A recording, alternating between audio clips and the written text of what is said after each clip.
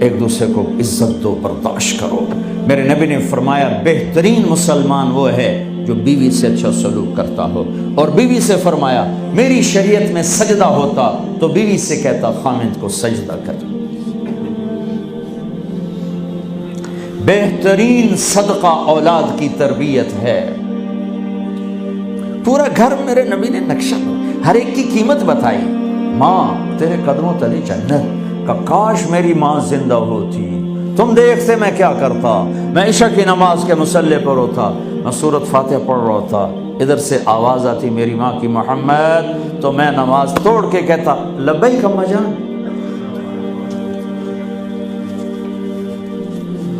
باپ کا تیرے جنت کا دروازہ ہے، باپ تیری جنت کا دروازہ ہے، کھولنا توڑنا نہیں، کھولنا توڑنا نہیں، توڑ دیا تو جنت میں نہ جا سکو گے۔ سب سے بہترین مسلمان جو بیوی سے اچھا سلوک کرے، سب سے بہترین عورت جو اپنے خامند کی منشا کو دیکھے۔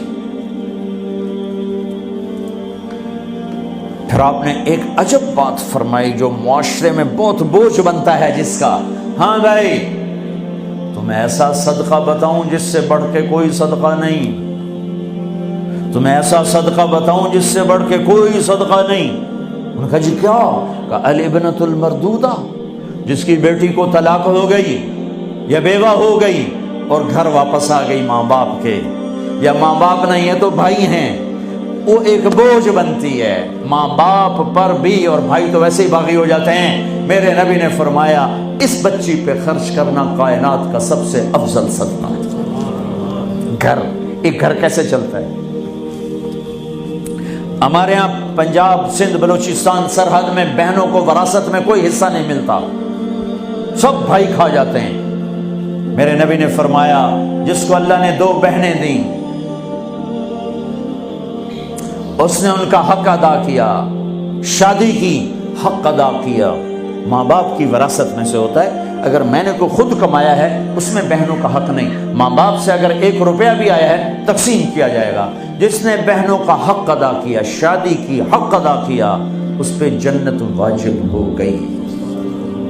جس کو اللہ نے 3 بیٹیاں دی، اس نے ان کی ڈولی اٹھائی، وہ جنت میں میرے ساتھ یوں ہوگا۔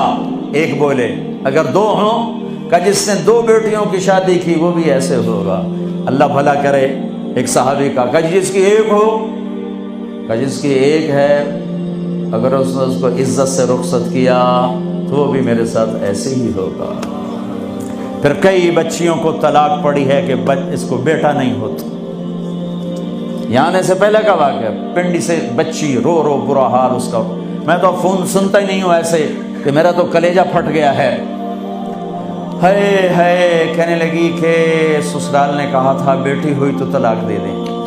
میں نے کہا اس میں میرا کیا قصور ہے، اور بیٹی ہی ہوئی اور مجھے طلاق پڑ گئی، اور میں گھر آ گئی 22 سال کی عمر۔ بیٹی دینے والا اللہ اور ظلم کرنے والا سسرال۔ میرے نبی کو اللہ نے بیٹے دے کے اٹھا لیے، قاسم اٹھا لیے، عبداللہ اٹھا لیے، ابراہیم اٹھا لیے، 4 بیٹیاں دی، 3 زندگی میں اٹھا لی، زینب، ام کلثوم، رقیہ، تینوں آنکھوں کے سامنے چلی گئیں۔ فاطمہ سے نسل چلی، آپ نے فرمایا لوگوں کی نسل بیٹے سے چلتی ہے، میری نسل میری بیٹی فاطمہ سے چلی۔ اس لعنت کو دھویا۔ عورت کا کیا قصور ہے اگر اس بیچاری کو بچیاں ہو رہی؟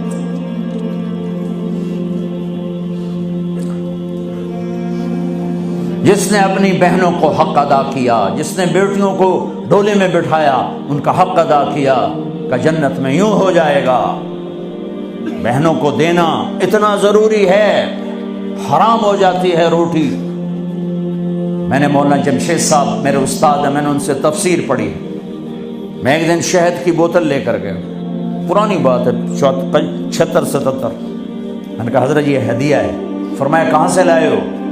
کہ میرے اپنے باپ کا ہے۔ فرمایا تیرے باپ نے اپنی بہنوں کو، تیرے باپ نے اپنی بہن یعنی میری پھوپھیوں کو، تیرے باپ نے اپنی بہنوں کو زمین میں سے حصہ دیا تھا؟